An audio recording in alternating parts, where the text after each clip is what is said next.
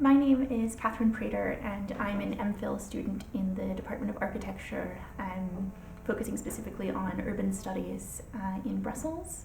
So I'm looking at urban conflict that has to do with immigration and the historic legacy of Belgium being a divided country between French and Dutch populations. So my background is in anthropology, so it's quite interesting to combine the theories and practices of both architecture and anthropology and sociology. I'm looking specifically at museums and urban heritage in marginal communities in Brussels as a way to understand the way that heritage studies can be an active urban player in the modern context. That not only can it represent existing ways of relating, but it can actually be a transformative power in looking at the ways that different communities interact with one another in a highly politicized but highly interesting city.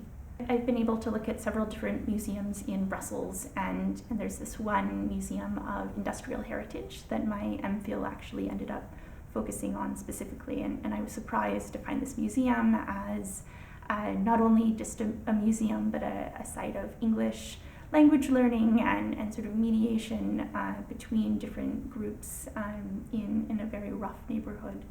And so I wouldn't have been able to find it unless I had actually gotten to go there and see it in person. But I was surprised at the transformative potential for urban institutions.